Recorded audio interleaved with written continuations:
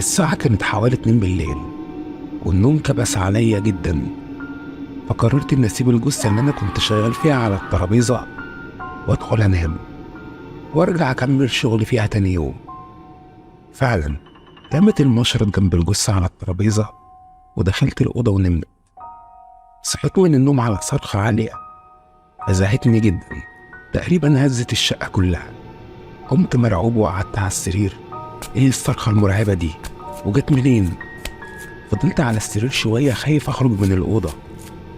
سمعت أصوات حد ماشي بره في الشقة، وأنا المفروض إني قاعد لوحدي، مفيش حد معايا.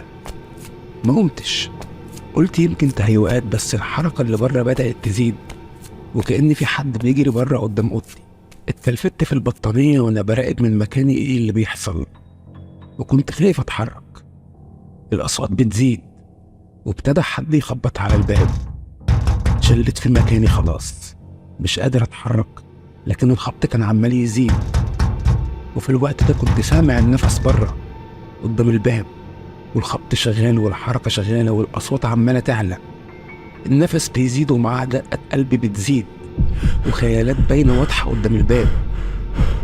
طلعت صرخة تانية أعلى من الصرخة الأولانية، بس دي كانت صرختي لما شفت أكرة الباب بتتحرك. الأكرة بتتفتح بشويش. خلاص الباب اتفتح.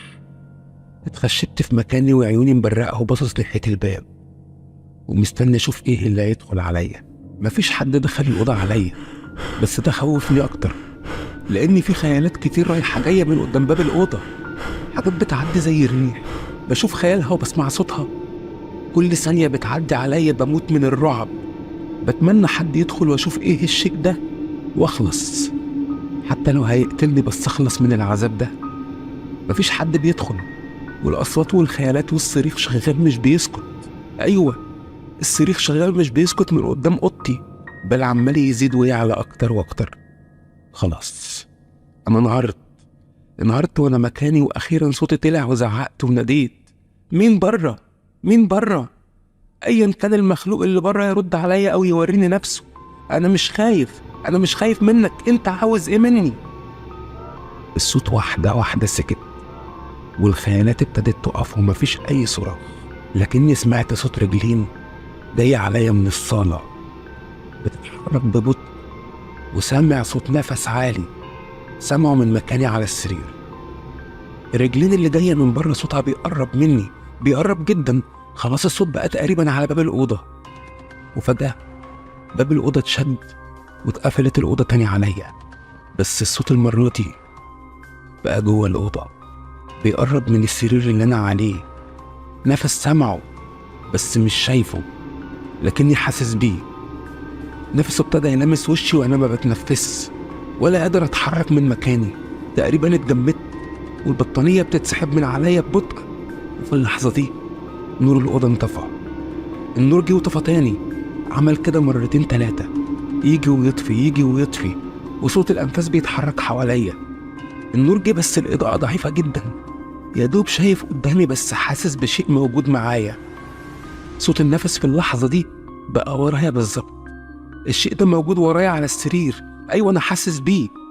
بصيت ببطء وأنا بترعش، لفيت رقبتي وبشوف إيه اللي ورايا. صرخت من اللي شفته في وشي. دي الجثة اللي أنا كنت شغال فيها.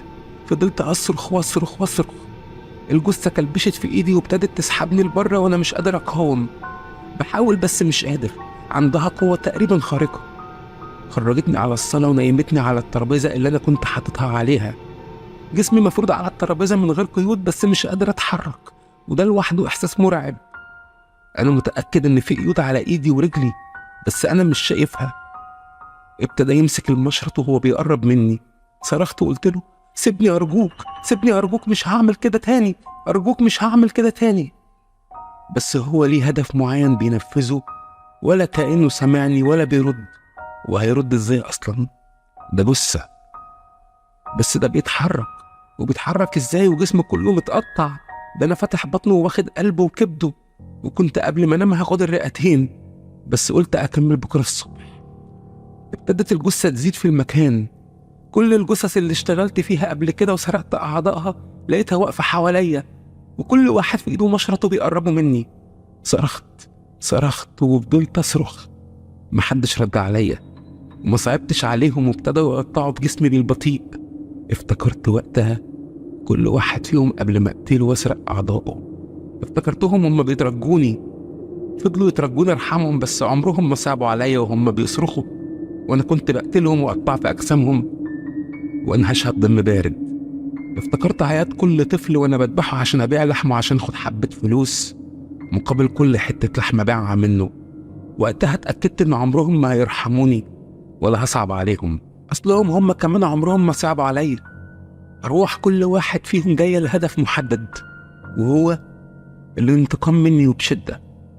كل حتة في جسمي واحد ماسك مشرط وعمال يقطع فيها، ستات ورجالة وأطفال، كلهم بينهشوا في جسمي وأنا حي وحاسس بكل حاجة بتحصل. صرخت تاني وزعقت وعملت كل حاجة، بس مين هيسمعني؟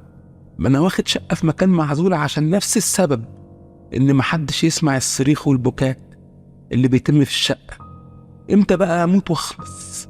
حد فيكم يريحني ويخلصني من حياتي، حد يدب المشرط ده في قلبي مرة واحدة.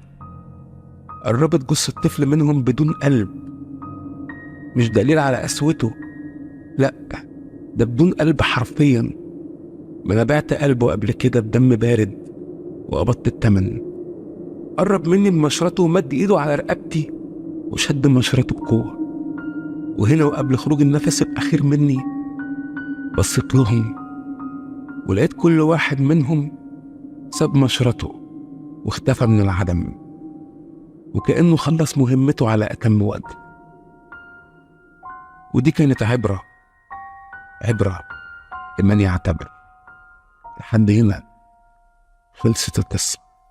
يا رب تكون عجبتكم. كنت معاكم نبيل محمد، والسلام عليكم ورحمة الله وبركاته.